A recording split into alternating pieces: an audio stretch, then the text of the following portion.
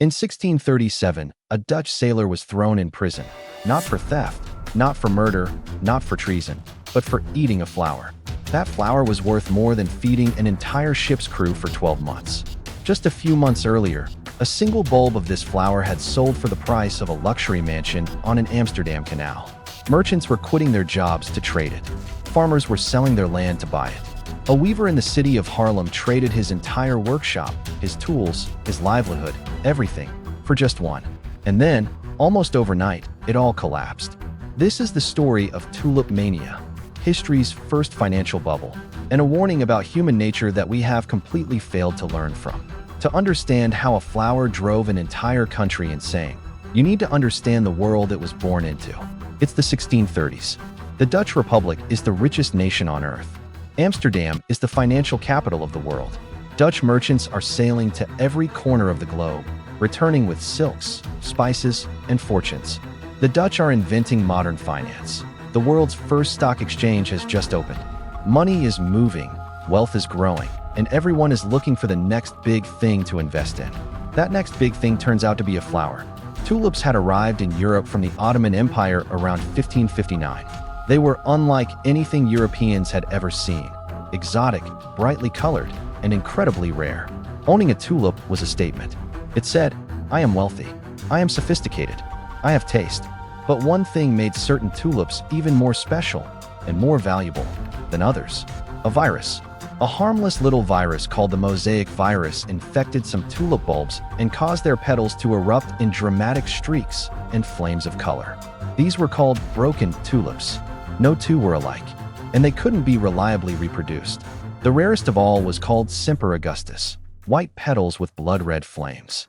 There were fewer than a dozen in existence, and by 1636, one bulb was selling for 10,000 guilders. To put that in perspective, that's the price of one of the finest houses in Amsterdam, complete with a garden and a coach. At first, only the wealthy collected tulips. But somewhere around 1634, something shifted. Ordinary people started buying in. Weavers, farmers, chimney sweeps, carpenters. People who had never invested in anything in their lives suddenly saw their neighbors getting rich off tulip bulbs, and they wanted in. This was FOMO, 400 years before the internet existed. And here's where it gets really interesting. Because the Dutch didn't just buy and sell tulips, they invented something entirely new to trade them: futures contracts. You could buy the right to a tulip bulb that didn't even exist yet, one still underground, one that hadn't even sprouted. You were buying a promise, a piece of paper, pure speculation. Prices doubled, then doubled again. People were making more money trading tulip futures in a week than they earned in a year of actual work. The market had completely detached from reality. Nobody was asking, what is this bulb actually worth? They were only asking, how much can I sell it for tomorrow? At the absolute peak of the mania, in the winter of 1636 to 1637, a single Semper Augustus bulb changed hands for 10,000 guilders. A skilled craftsman earned around 300 guilders a year. Do the math. That is 33 years of wages for a flower bulb. And remember our sailor? He came ashore, saw what he thought was an onion sitting on a merchant's counter, and ate it with his breakfast. It was a rare tulip bulb worth thousands of guilders. He was arrested and imprisoned. The merchant was completely ruined. February 3rd, 1637. A routine tulip auction in Haarlem. Nobody showed up. That's it. That's the crash. There was no announcement, no scandal, no single dramatic event. Just silence. Buyers simply stopped coming. And the moment word spread that buyers had stopped coming, panic set in. Everyone who was holding tulip contracts tried to sell at once. But there were no buyers. Prices collapsed by 99% in a matter of days. Bulbs that had sold for the price of a mansion were suddenly worth less than an actual onion. People who had mortgaged their homes, sold their businesses, borrowed money from friends. They were left with worthless contracts and destroyed lives. The Dutch government eventually stepped in and declared most of the contracts void, meaning they didn't have to be honored. Some people escaped. Most didn't. The Dutch Republic survived. It was too strong an economy to be truly destroyed by flower speculation.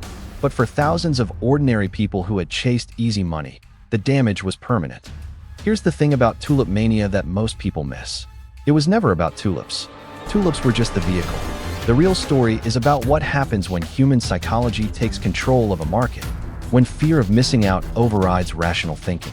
When people stop asking, "What is this worth?" and start asking, "What will someone pay me for it tomorrow?" That psychology, FOMO, greed, herd mentality, is identical to what caused the South Sea bubble of 1720, the Wall Street crash of 1929, the dot-com bubble of 2000, the housing crisis of 2008, the crypto boom and bust of 2021. The assets change, the technology changes, the century changes, but human nature doesn't change at all. And that is why, nearly 400 years later, we are still talking about a flower. Subscribe for more, and if you know someone who needs to hear about Tulip Mania, share this video. It might save them from their next bad investment.